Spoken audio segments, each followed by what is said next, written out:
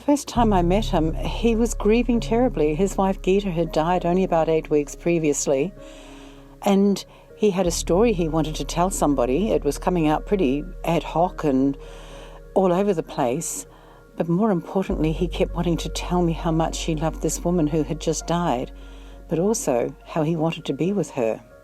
And that's how my first meeting went, with him saying bits about their past and saying, I need to be with Gita.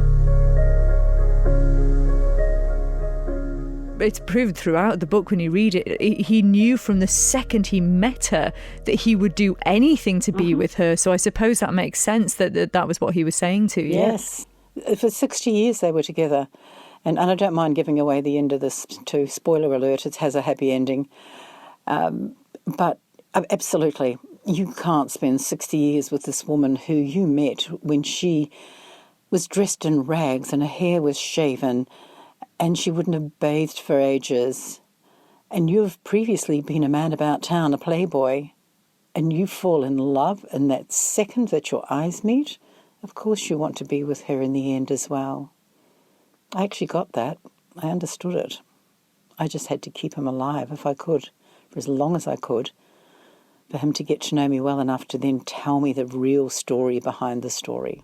And had he ever actually told the story in such detail before? How many people knew who he was?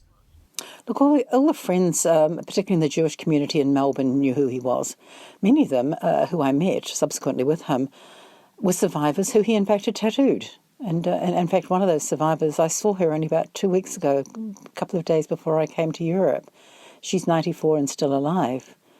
Now, they all knew, and to them, they were Lale and Gita. But he did not want the world to know. He did not want anyone outside of that community to know. He carried with him, of course, the survivor guilt of having been a privileged prisoner in the worst concentration hellhole on earth, and would never, ever run the risk of somebody pointing the finger at him and saying, you were a collaborator. While Gita was alive, he would never do anything that could in any way have some kind of comeback on her. But once she had died, he would say to me, you bring on anybody who wants to accuse me of that. I know I wasn't. I know I did a job just like everybody else. But while Gita was alive, he wasn't going to make it public.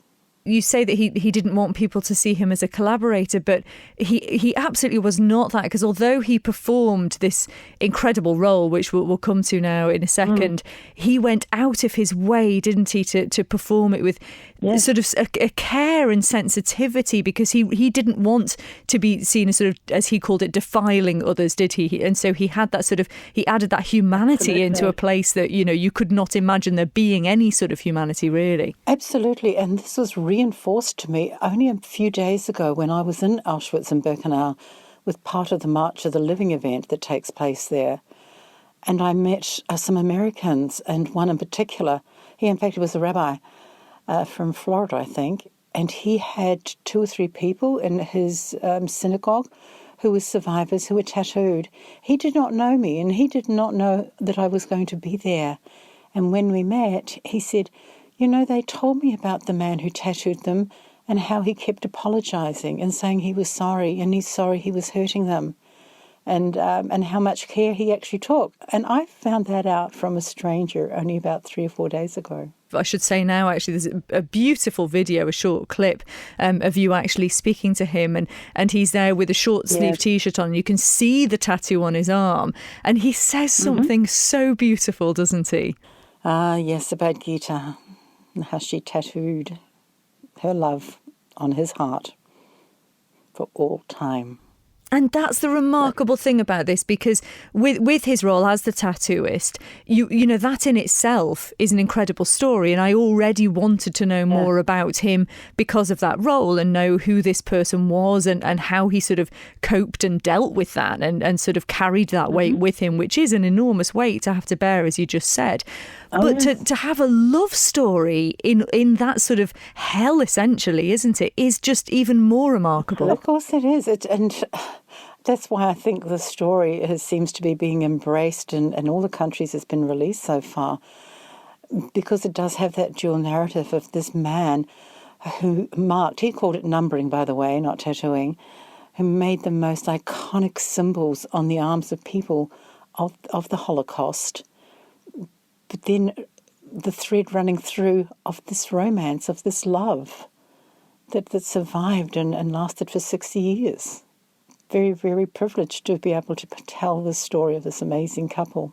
So tell me about him then. Tell me about his character, because in the book it comes through that he has this remarkable resilience and this determination to not just to survive, but to sort of build and create this love with Gita that then would last for all of those years. So tell me about him, the person that you knew. I ended up seeing glimpses of the Lale going into camp, that cheeky, charismatic person who had been a playboy prior to going into Birkenau. He'd been a man about town, and while he fell in love and that remained, I would go to social functions with him, and it would be full of members of the Jewish community, many of them survivors. Every woman in the room would gravitate towards him. As soon as he walked in the room, Lale, Lale, they come up to him for kisses and cuddles. And then the men would stand by and say, "Okay, ladies, you've had him enough," and push them away because the men wanted to be with him. The cheeky bugger would introduce me as his girlfriend and tell me to go off with the ladies. I mean, he was just an incredibly charming, charming man. And the first time I said to him, "No, you must stop introducing me as your girlfriend, Lale. Come on, you know I'm a married woman." And there was about 20 people around us, and he looked at me and goes, "Okay then.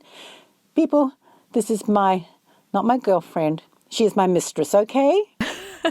So he would get another smack over the head from me, and off he'd trot. But once he got over that stabbing grief of losing Gita, and then came to the realisation that if he stayed alive, then he could get his story told. Then some of the old Lale came back, that charming, yes, bit of a dad guy. And it was that sort of character as well that it definitely served him well in the camp, didn't it? Because he had some very difficult moments himself, but it's the people around him sort of rallied around him because they saw him as sort of this strength, and it felt like he was sort of a link still to that previous life they had in the outside world, because he retained his self, didn't he, in some respects? I don't know how he managed it. But I don't either, and he doesn't either. It's just that it was a matter of, I won't let it break me. And when I think about how that time played out, and we can put a phrase to it that wouldn't have been known back there, but in reality, everybody he met and he helped, he was in a way paying it forward. You help, I'll help you, and you never know when you may be able to help me. And there are a couple of instances in the book where he was saved by other people. So yes, you do what you can when you can. And you never know when somebody else may step up for you. And it's a beautiful thing to read because, as I said before, I suppose other accounts that we've had, I mean, I'm thinking of Primo Levi, I remember reading The Drowned and the Saved, and how it was sort of more about the dehumanising. But this story puts the humanity in those camps, doesn't it? And that's what he said to me. He never, ever lost his faith in humanity. His faith and his religion were sorely tested. But he saw enough of those little incidences of just one individual doing something to help another, so that he never lost that faith in humanity. He knew that it would rise up eventually. And from that very first time when he got typhoid and the men in the block chose to save him, and he had to ask them afterwards, what happened? And one of them were piped up, to save one is to save mankind. And how could they? I mean, I'm getting chills just remembering him saying it to me now, that this block of starving men, many of whom I'm sure never survived, they risked it all to save the one. And that one was Lale. Oh, it's incredible. And then, of course, he went on to risk his own life for Gita, this woman who he didn't know her, even in the early days when he was first sort of getting to know her. It says in the book, which I'm sure comes directly from his words that you've transcribed in there, but he says, I really didn't know who she was, but I just felt this compulsion, and he had to save her life as well, and at great risk to himself. Yes. Oh, absolutely. But to him, they were risks worth taking. Now, while he always had that faith, we will leave here, we will survive, Gita didn't have that. She saw no way out for them other than through the chimneys like everybody else. And so he also had to battle that too, he couldn't keep her positive. She wasn't. But he had enough faith in his love for her that would carry the two of them through to the end. And it did, and what a remarkable story since then as well. I wonder, why do you think, I mean, I'm assuming it was because of the loss of Gita that sort of prompted him to want to tell you this story, but what do you think he most hoped to come from his telling this story? Well, he initially would say to me, you have to tell it so it never happens again. Now, sadly, we know that that's not the case and continues to this day. But it was also, more than anything, I think, well, I know, I want to tell the world about Gita. I need everybody to know how much I love this woman. And it wasn't about him in some ways. He wanted the world to know about Gita. And to me that was incredible that somebody could love somebody with that degree of depth for decades and say at the end, now I want to share her with the world. It's such a beautiful thing, and I wonder on that note then how it's affected you telling his story.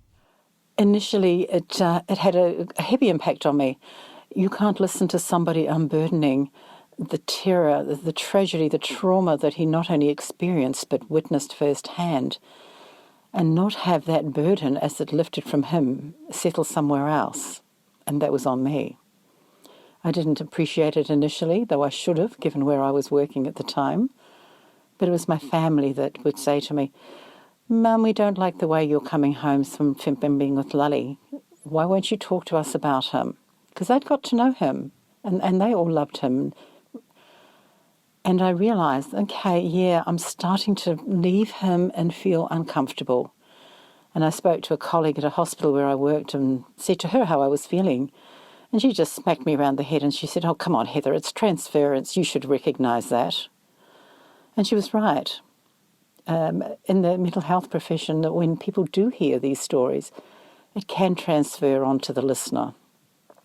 I then had to just find ways and strategies to deal with it so that I did not carry his guilt, his story. It was not my grief and guilt to bear. And once you smack yourself around and come to that realisation, you then go back on to that relationship and friendship, which was so important to me. My strategy, by the way, was, I would just drive around the block from him when I left him, and I'd sit in my car for 10 or 15 minutes and listen to music, so that when I then walked into my home, I could greet my family with the smile on my face that they deserved. And did it then also sort of change the way you viewed your family, that sort of idea? Because obviously he was telling a story about family as well, wasn't he? It did. And as I say, they all got to know and love him and were all there together on the day that he was buried. And yes, it did. He lived by a saying, if you woke up in the morning, it was a good day. And I think my whole family embraced that. And even though we continued and still do to this day, have good days and bad days, they all tell me, we just think of Lale whenever we're having a bad day and say, hang on, I woke up this morning. And he would say to me, you don't have to have the best day, you don't have to save the world. He said, but you should make an effort during the day to have a good day because you've got to wake up. Gosh, that's so powerful when you think of everything that he went through and everyone around him went through as well. Some that obviously didn't come through at all. I wonder also how, in writing this, in telling this story, and I know originally it was a screenplay, but in putting this book together, how did you manage to get that balance between the sort of brutality of what was going on with the romance? Because you managed to tell these really horrific scenes and tragic scenes, and yet still there's that love that comes through. How did you actually manage that? Look, for the record, you only read about a very small percentage of the horror that he told me. No good can come from me telling everything that he saw and witnessed and he shared with me. And one of the few criticisms I have had of the book, and it's only come from one person, and that was that there wasn't enough horror in the book.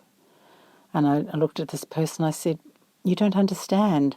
I am not telling the story of the Holocaust. I'm just telling a Holocaust story, the story of Lale and Gita. And that had to be the overriding arc and message in how I told it. And the thing about writing a screenplay, I had actually studied to write a screenplay. I had no idea what I was doing writing a book. But in writing a screenplay, it's very formulaic, and I'd studied this. Okay, you have an arc here, and you go emotional down here, and get a high there. And so having that screenplay drafted to a pretty good standard by this stage, when it came time to write the book, I just sat down with the screenplay. There was my structure. There was my story. Now flesh it out and try and write a novel. And as I said, the first draft, the publishers read it and went, "You don't know what you're doing, do you?" And I went, "No, haven't a clue, but come on, work with me and let's see what we end up with." And we did. And I said, "Look, I need to tell it simply. It's the only way I can do this. I'm not a writer." And I'm just so grateful that my editor back in Melbourne, a big shout out to the lovely Angela Mayer, she managed to persuade the editors and the people here in London and other people, let's just leave this story the way Heather's telling it. And yes, I'm grateful to them. And it's a short story. It's not a long book, but it doesn't have to be. And would you ever entertain the idea of then going back and it becoming a movie, or do you think it needs to exist in this form and this is it finished? No, it's not finished, far from it. There are people in London and in Hollywood who are, they're all talking. We'll leave it at that for the moment, but stay tuned, as they say. I had always envisioned this on a screen, big or small. Lale had totally come around to the whole idea of it being a film, to the point where he wanted to have a say in who should be playing him and who should play Gita.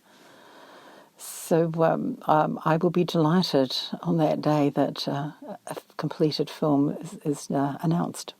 I have to ask as well, I think, or talk really about as well, that the afterword is very special, isn't it? Tell us about that. Well, there's two there. There's one from me and there's one from their son, Gary. And it was important to me that I finished the story where I did.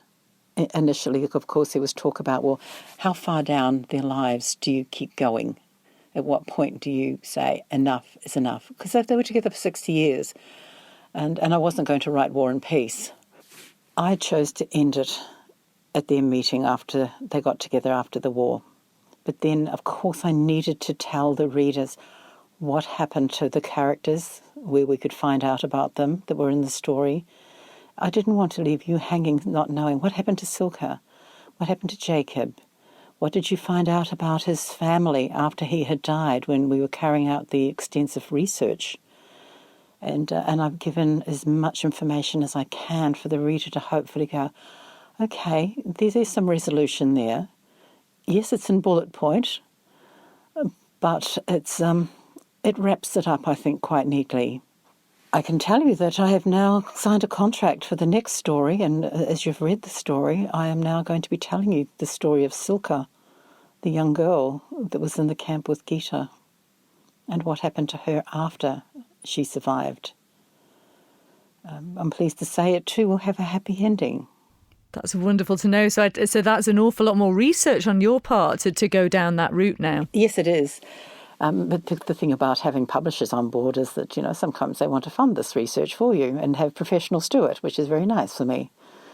So yes, researchers in Slovakia who are getting me all the information about, because that's where Silka did end up and marry. We've uncovered a lot of research exists at Stanford University in San Francisco with regard to the Siberian gulags. And for anyone who hasn't read the story, Silka, this young girl who was only 16 when she was taken into Auschwitz-Birkenau, she was accused of being a collaborator and sent to a Siberian gulag. We have a lot of material about those gulags and identifying the ones she spent time in being carried out at Stanford University where this material exists. And I will weave a story together. Oh, I very much look forward to reading that one. So if we come to the back to the Tattooist of Auschwitz then, what would you say is the overriding message if you were to try and sum it up from this book? Of course, love. If you can find it in any way, shape or form, hang on to it. That humanity, even given what is going on in the world today and has since back in 1945 when these two people left that camp for the last time, that humanity in the smallest way can give you the courage to go on another day. Just look around you. You'll find it. You'll see in individuals. I don't think we can rely on our governments and people in power some days to keep that hope alive, that our children and our grandchildren can carry on. Lale gave that to me, and hopefully he gives it to everybody who reads his story. Visit camps if you can, and just get to know as much as you can about this terrible time in history. And I know going to a camp like Auschwitz-Birkenau is not possible for the vast majority of people. You don't have to. It's there. It's on the internet. It's in the books. It's in my book. And just remember Lale's words. If you woke up in the morning, it's a good day. And if you bring Lale to mind right now, how is it you picture him and what moment comes to mind for you? Skipping around in his apartment, and he loved to laugh, tripping over his dogs. The smile, he had the most beautiful smile, and he just melted a room when he walked into it. And that's my memory of him, laughing, smiling. That is wonderful. It's an extraordinary story, and I urge everyone to read it. Heather, I really appreciate you taking the time to bring even more light to this remarkable human being, and thank you for speaking to us today. Oh, you're very welcome. Thank you so much for your interest and for the chance to have this conversation.